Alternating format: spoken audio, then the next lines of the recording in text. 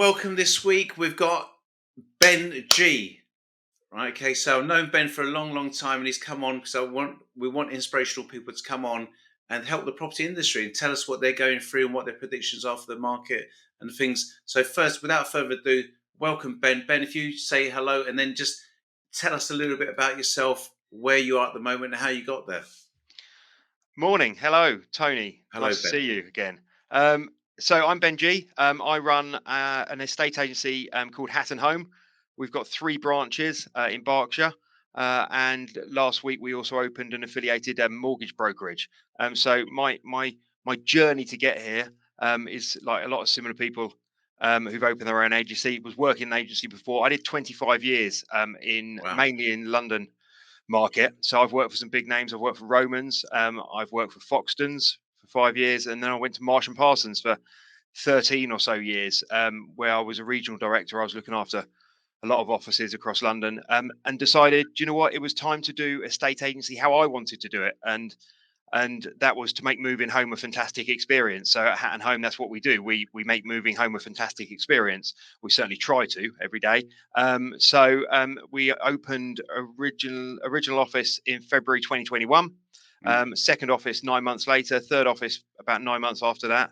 And we Wow. got some plans for expansion on the horizon as well. So it's been a busy couple of years. And you've been modest, aren't you? Because that is very rapid, and also you've won some awards as well. Is that right, Ben? Yeah, we were fortunate enough to win quite a few awards in our first year, and then went back to get a few more in the second year. So we're just doing our submissions for this year and see how they go. But yeah, it's I think we're being recognised for our marketing and our personality in the industry. We're doing things a little bit different, not because we want to change the industry. We've got a great industry; it's a fantastic industry, but we just want to make sure we're doing it to satisfy customer needs now. And I Yeah. think some estate agency is left a bit behind, slightly dinosaur-esque, and we're trying to do it a slightly more modern way. Well, let's come on to that because I want to touch on that. So I want to ask you a couple of quick questions first of all. First, I want to ask you about your predictions for sales. Okay, but what I want to do is what's the biggest issue for sales at the moment? Do you think? The biggest issue is the time it takes to get transactions through to exchange. Um, because the longer it takes them to get through to exchange, obviously the more danger you have of them Yeah. falling through in your pipeline. There's plenty of reasons that they take longer than they need to. Obviously, firms like yourself are there to make sure that they're sped up, and that's what you do, and that's what we try and do through methods we have in place. But it's enormously frustrating, Mm. I think, for everybody involved in the process. It's just it's a nightmare, and I think I said before, the CLC Council License Surveillance has said that it's just over 5 months is the average to get to completion. But I think in reality, I think lots of people it's taken even longer. And when I was an agent, we were converting that pipeline 4 times a year. If you gave someone 4 times a year now, it's like it's not heard of, and some people just turn it twice a year. So that's a massive impact on your profit and your turnover, isn't it? Really. It really is, and there's a lot that we can do to help ourselves. We have a target exchange under offer to exchange days of 56. So we target 8 weeks, Right. and we're getting down to that level with some help of some really good partners as well. But we all know that there's advances that need to be made. Mm, But also, we need to make sure that we're giving the right advice to our clients, the right advice to mm, buyers about how to get ready for this, because mm, everybody's spending a lot of time making sure they're finding a great home to buy. mm, That they're selling a property that I'm sure they've been in a long time and has mm, got a lot of emotional connections for them. It's such an emotional time for everybody, and they find something they want to buy, and mm. and then it slows down, and that's a shame, because Yeah. Well, it sours the process a little for some yeah, people. exactly. But both of us, agents and lawyers, really get paid on results, don't we? It doesn't matter how many offers you got. It doesn't matter, does it? I mean, we should, and quite rightly, only get paid if we get the transactions through. And Yeah. that's why we need to make sure it's not just selling the house, is it? It's not selling the flat. It's getting it through, driving it to completion. Yeah, absolutely. Selling it's part of the journey, not all of Yes, it. like it, Ben. Now, Ben. The other thing I was going to ask you is, what's your predictions for what's going to happen to sales? What's your predictions? Well, what's going to happen to sales? I think the market's absolutely fine. So from a sales perspective of the market, we're absolutely fine. We've obviously seen some challenges with interest rates rising and hence mortgage rates rising, but we're just in a normal interest rate environment now. Mm, If you look back over the last 30 years, since 1990, the average interest Bank of England base rate has been 5.25%. Over the last 50 years, it's actually been 9%. mm, We've had a fabulous decade. If you've been a money borrower, a mortgage borrower, at very low interest rates, and that's changed now. And I think that we're going to be in a very stable market for a long time. I mm. don't think we're going to see huge rises or huge drops at all. We've seen a softening of prices, and I think it's important to recognise when there's been a softening of prices, because if you don't recognise what's happening in the market, you can't give your clients good advice. So we've seen that softening, and I Yeah. think I think the lack of stock, so the lack of available properties, will actually prevent the sort of wholesale reductions that the So doomsayers have you still talk got about. lack of stock? Because stock's got better, isn't it? But is there still a lack of stock you'll see? Definitely, stock Yeah. has definitely got a bit better, but there's still, if we look back at the sort of stock levels in 2016, 17, 18, we're definitely down on that. Mm, Um, and there's more people that need housing. We're not mm, building enough, Tony, as we mm, know. mm, As a mm. country, we're not building enough, and there's more and more people that can buy. And pricing in your area, you said you got softer. That means what? Sellers being more realistic on the sell price now, or Yes, after some education. mm, And that's our job as agents, to educate our clients about what's happening in the market.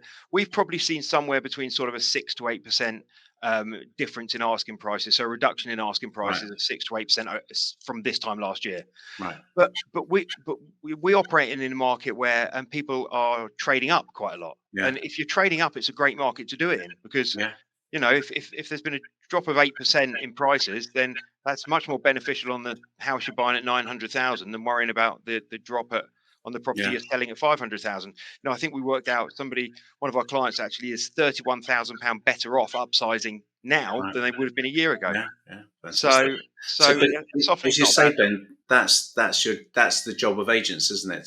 To actually educate people because people don't move very often. So that is our job, isn't it? To make sure that people understand. Well, look, these are the benefits of moving now, and it's not a hard sell. It's providing an amazing service.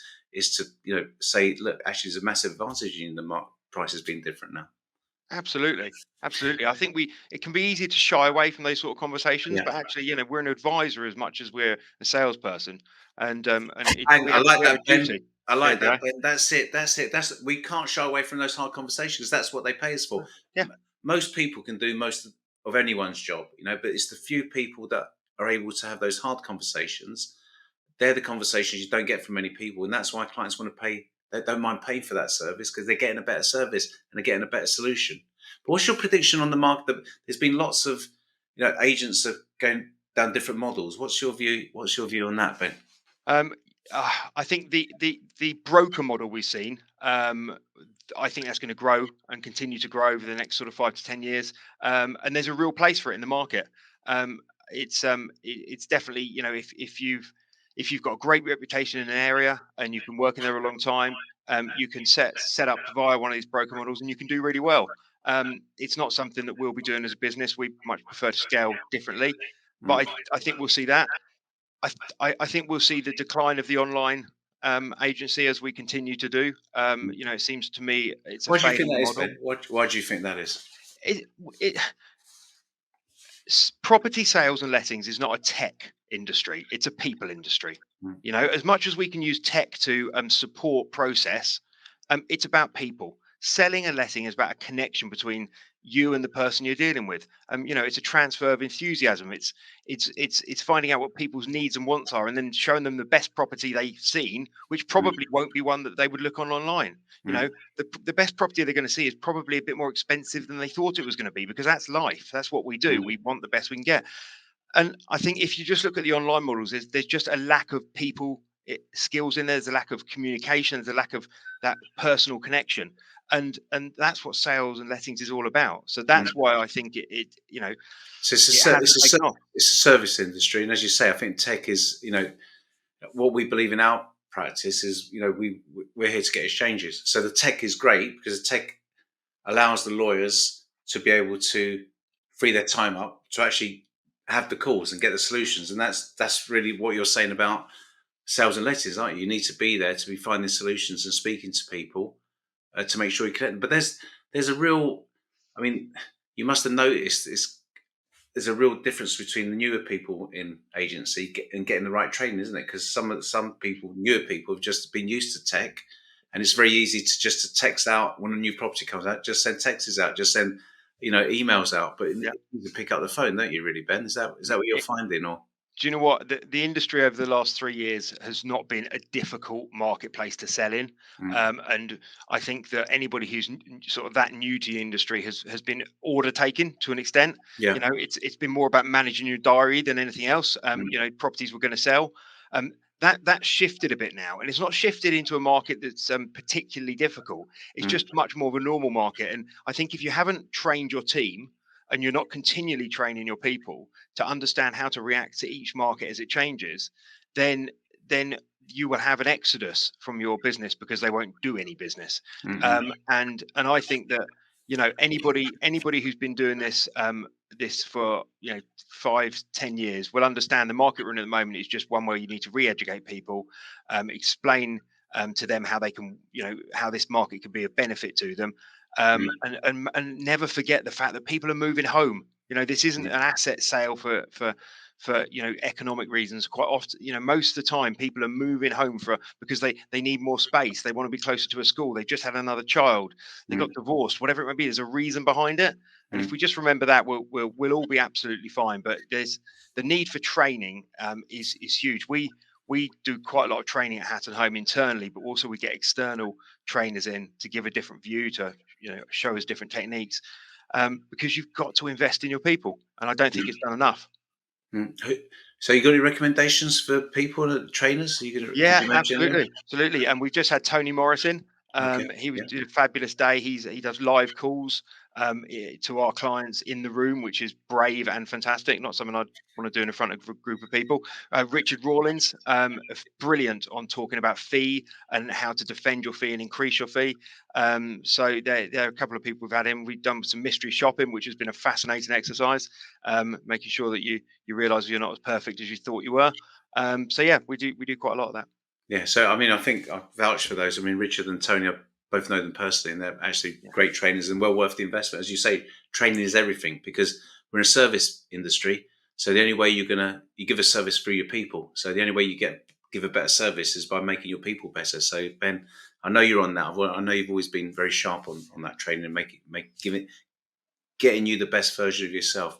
So getting on to the best version of yourself, Ben, is what I mean. You've been in the business a long time. You've been had ups and downs in terms of everything. Everyone's got ups and downs, and what sort of mindset things do you think you've got that this helped you get through the ups and downs? Really, what have you learned along the way? What is a tool that you've used? what have I learned? Never be afraid of the mistakes you make, and don't be afraid to admit them. And certainly in the last 2.5 years since I've opened this business, it's listen to the people on the front line. Mm, Don't assume that you know everything and that it's all done in the same way now as it was even 5 years ago. mm, So listen to people, admit your mistakes, and carry on learning. mm, I'm a huge fan of personal growth, and we have a phrase in our business: you should be better than you were 6 months ago, but not as good as you're going to be in 6 months' time. mm, And mm, if we keep learning, um, and don't be afraid to admit to people that you made a mistake and we're doing a U-turn and we're changing something back to how it was. mm. That's not regression. That's progressive. Yeah, 100%. I mean, I think, like I say, one of the big things is, a trait of a successful person is failure. Isn't Yeah, There's no such thing as failure as long as you learn from it. I mean, that's the thing is if you keep on making the same mistake, then that's the problem, isn't it? But if you one keep hundred on percent. making mistakes, and if you're not making mistakes, you're probably not doing the right stuff because you got to keep on pushing yourself. You got to be becoming a different person, a better version to get to the best version of you. So I think that's really a valuable lesson. And has that changed you? Because you've been high up in agency for a long time. Has that changed? Have you Um, changed that mindset since you've been in your yeah, own business? Or yeah, I think I have. I think when it's your own and you don't have a machine behind you, with what you don't think about the money that things are costing. You don't think mm, about necessarily the impact on the bottom line. of decisions that go wrong. I think it definitely changes you. I mm, think you're quicker to act. So I'm certainly quicker to act when I make a mistake now. mm, Um, so that definitely changed me in that way. I've mm, always been, conscientious of the business I work in, but I mm. think when it's your own, you're just a bit sharper. Yeah, yeah. I'd like to think anyway. Hope so. So you're what you're saying to people, train your people. Really, that's so important, isn't it? That's what you're saying. Make them, give them the tools to become better versions of themselves. Really. 100%, and give them a give them a decent environment. We're Yeah. massive on positivity at Hat and Home. We learn from our mistakes, but we're not negative. We don't talk about negative things. We Mm, lift each other up. It's a competitive environment, but we support each other and we lift each other up.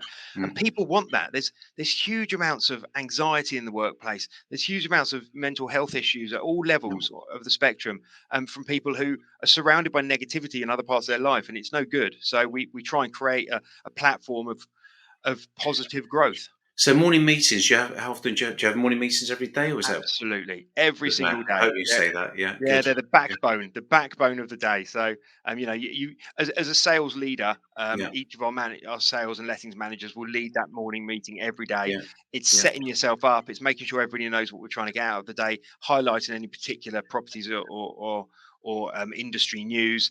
mm, And making sure that we've got a common message. mm, They're brilliant. I love morning meetings. I don't know why anybody ever stops them. And the worst thing I can do, which I see, and I see this time and time again when I go into agencies, they sit in the morning meeting going through the diary from the day before. I mean, it's yeah. just the most boring thing to do. It's not inspiring. It's only ever interesting to the person whose diary you're going through. There's much better ways to do How it. do you And break that up? Do you have a structure, or do you have a structure? It's like we're going to do this. We're going to do a mindset thing. We're going to. How does it work?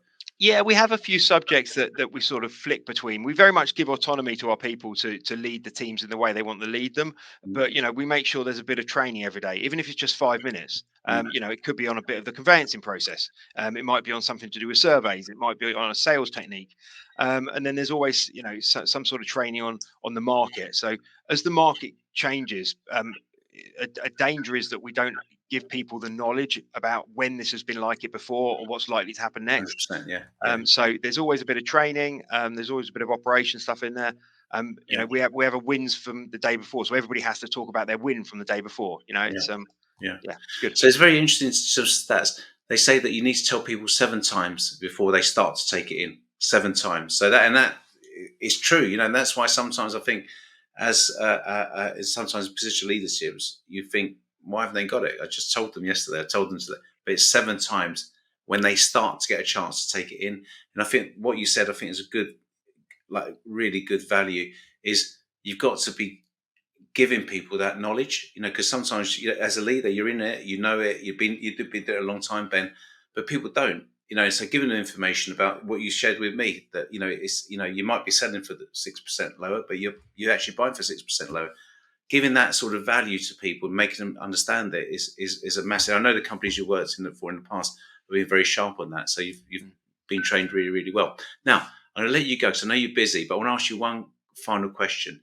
mhm. What's the product that you've got that costs you less than £100 that people should not do without, and it's really helped you? The product less than £100 that's really helped me, but it's nothing to do with the state agency. If that's okay with you, Tony. Cool, no problem at all. I am forever at home getting asked to put up pictures. I'm always doing that. And I got given something for Christmas last year, which has changed my world. And it's the most boring thing you'll ever hear. And it's a gyroscopic laser level, which Wow. means that you can just stick this laser beam on, and it creates this perfectly straight line on the wall. So no rulers, no pencils, no trying to guess it, no trying to you know shimmy it up against the next one. It's brilliant. I recommend anybody who's as boring as me to get one. There you go. There's a tip from Ben, and I think you've been using that on your beard because your beard seems such a great lines on it. Well done, Ben. Listen, thank you very much. I know you're really busy, so I'll let you go. But thank you so much for being in there. And I think that's an inspiration. You've had what you've done in the last couple of years since you've opened your business is amazing, really. And I think it's a big inspiration to a lot of people. It just shows through a lot of hard work you can really achieve stuff, but it's about the same thing. Keep on giving people what they need. I mean, people need solutions, and if you can do that and you do it in a great way, and always have the client in your mind, because if you do that, you're going to be very successful. So, Ben, congratulations! You're going to have loads more offices, I know, and that beard's going to get even bigger. I know that as well. Thank you so much for inviting me, Tony. I appreciate it. Cheers, Ben. Take care.